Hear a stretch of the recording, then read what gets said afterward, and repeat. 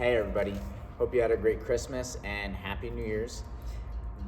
This video, I want to talk about something that I think the pole vault world needs. We need this as a New Year's resolution.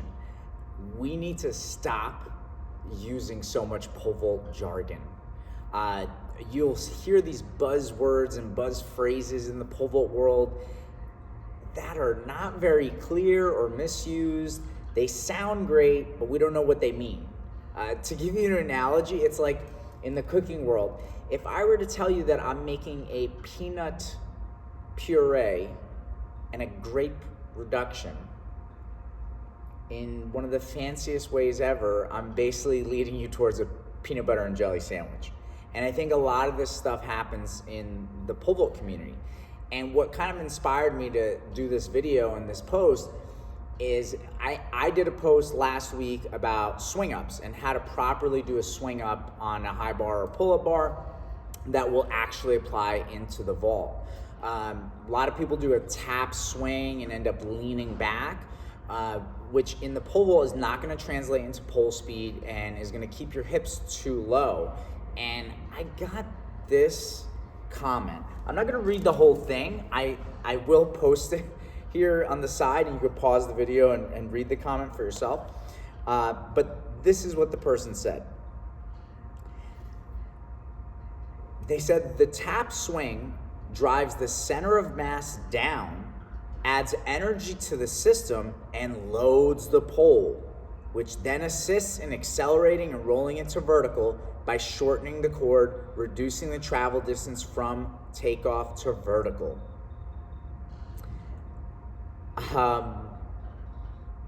Wow, talk about pole vault jargon. And I think what a lot of pole vault people don't realize, there's so many people that don't understand what any of that means. Now, I don't know what people think who follow me or look at my posts. I have, experience in a lot of different schools of thought in pole vault. When I first started coaching, I worked with a lot of different coaches, a lot of different clubs, learned from all of them.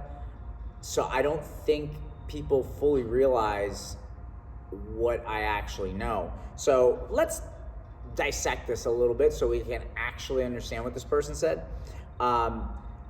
When they talk about center of mass, for one, that's around the hip area. Women have a little bit lower center of mass, men have a little bit higher.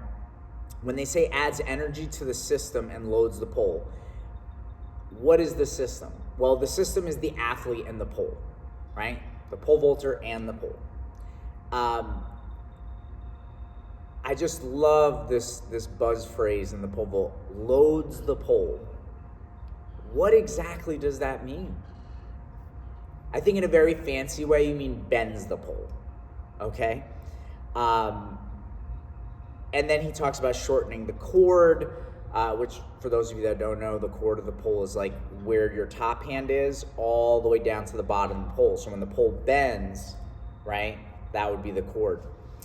And reducing the travel distance and from takeoff to vertical. Now, I'm gonna go into this a little bit. Yes.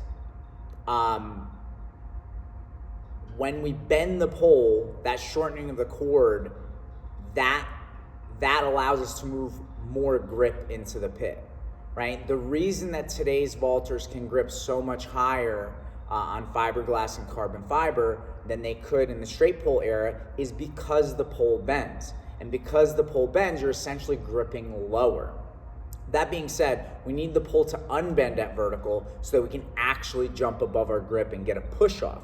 Because the guys who jumped on straight pole, they could do 3+ foot push off. So they were getting push off without a pole that bends. There was no transfer of energy, as some people like to say. He goes on to say, you see the same effect when gymnasts do giants and high bars, tap swinging down, bends and loads the high bar towards the ground. Yeah, as you swing and put a lot of weight on the pole, the high bar bends, right? I don't know that matters in the pole vault world. He goes, the rock back, which you constantly refer to as a lean back, are not the same thing. The rock back is a smooth gymnastic movement. It's not just leaning back and throwing your head. What? Bro, what are you talking about, man?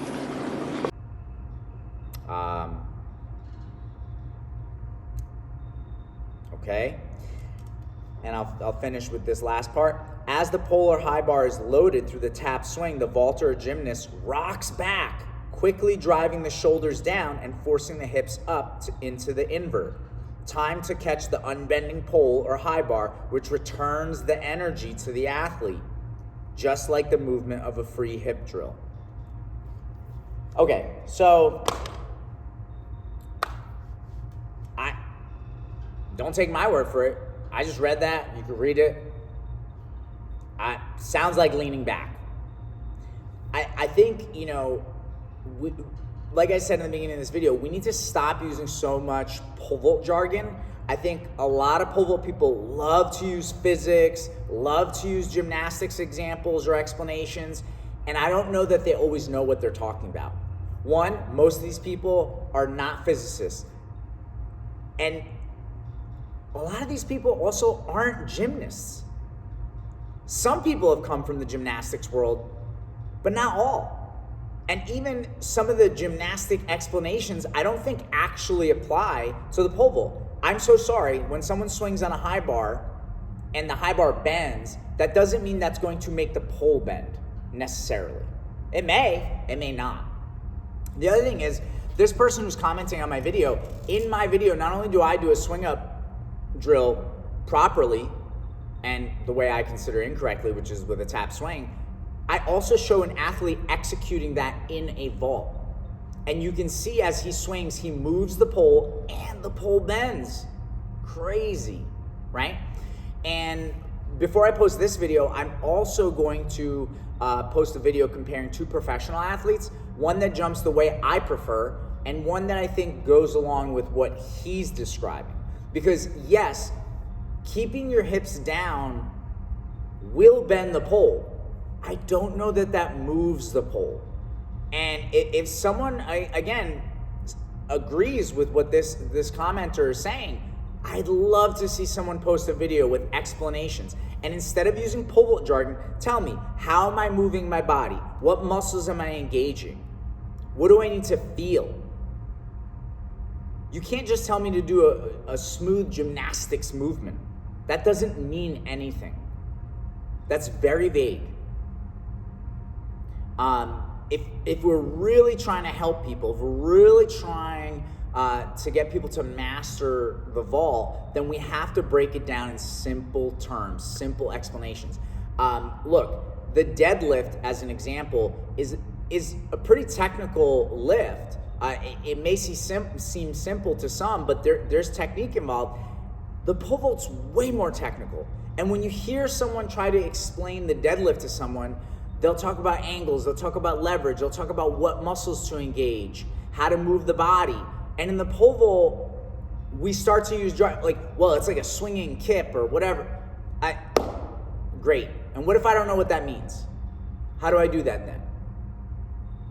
I think we need to simplify stuff, explain it in a basic way, and look, whether you agree with me, disagree with me, I think we need to all start to agree that we have to avoid using this convoluted pole vault jargon that really doesn't mean anything.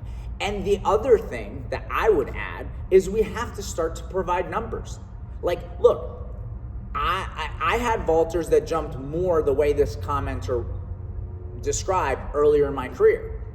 One athlete that comes to mind, she jumped 10-6, gripping 11-6.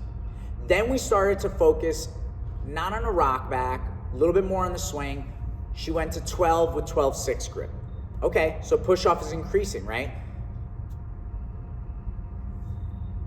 Then we did what we're doing more now.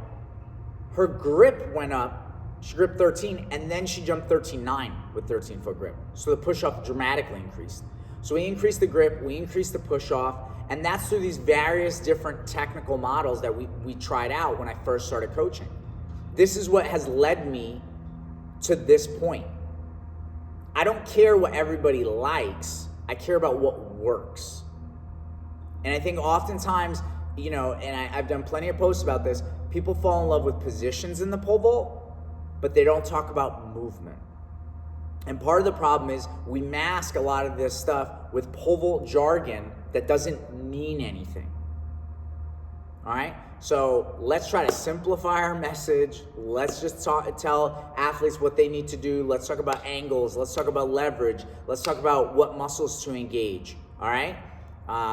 Let's stay away from some of this theoretical talk that everybody has. Have a happy New Year, everybody.